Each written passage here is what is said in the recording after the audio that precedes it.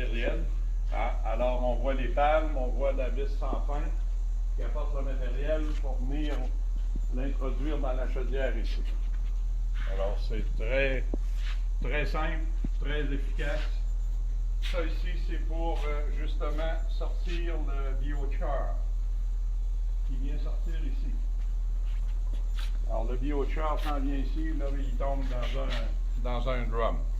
Pourquoi on est capable de faire du biochar? C'est à cause des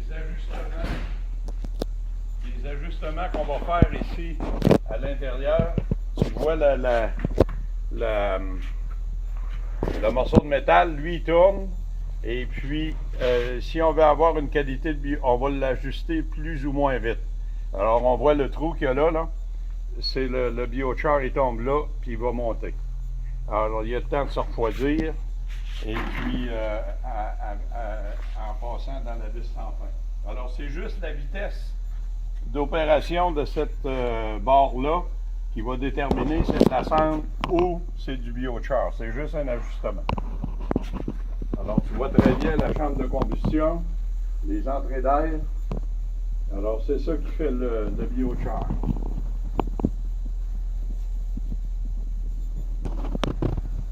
Alors, tu vois, cette chaudière-là est en train d'être finie. C'est une BB 1000, c'est-à-dire 1,2 million de BTU. Alors, cette partie ici qu'on voit, c'est la partie où il y a le feu. On voit le pont qui transfère la chaleur dans la jaquette d'eau qui est à côté ici. Alors, on peut avoir de l'eau chaude, et puis aussi, dans le pont, on voit un trou, on peut avoir une sortie pour faire du séchage avec les séchoirs qu'on a vus sur les pamphlets.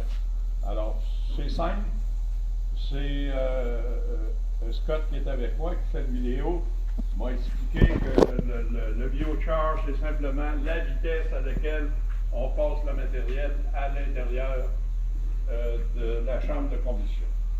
Alors, c'est ça, on t'envoie ça. Et puis, on continue à prendre des informations. Merci. Les morceaux de céramique qui sont tous réunis ensemble dans la chaudière, soit la BB 500 ou la BB 1000.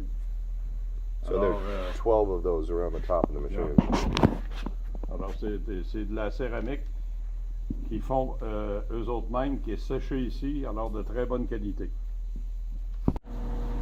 OK, Martin, ici, tu as une BB 500 qui est en opération pour chauffer ses serres, chauffer les bâtiments. Alors, tu vois la benne de matériel. Le matériel est introduit ici dans la chaudière. On voit très bien le matériel.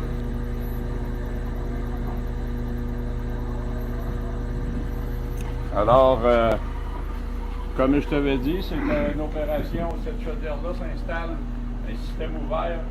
Quand la chaudière nous arrive, l'installation primaire en arrière de la chaudière est déjà faite. Alors, si on va en avant, on peut te montrer la fumée.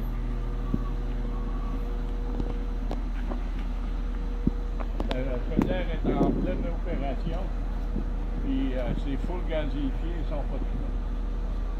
Alors ici en avant, on voit l'extraction du biochar ou de la cendre, tout dépendant de l'ajustement qu'on a mis à la machine. Alors on voit très bien le contrôleur qui est après la machine.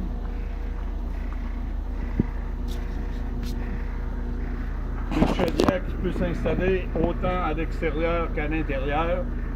Elle est proof, d'ailleurs c'est du glucol qu'on met dedans. Elle est proof, elle est jusqu'à moins 40. Alors c'est pratique de pouvoir les installer où on veut. Et la construction de ça, ça a évolué beaucoup. Moi, je les avais vus en 2012 et ils ont changé de façon, surtout au niveau de la céramique. Ils ont amélioré de beaucoup les chaudières. Alors, c'est ça que je voulais te montrer. Montrer les serres. Alors, tu vois l'environnement ici.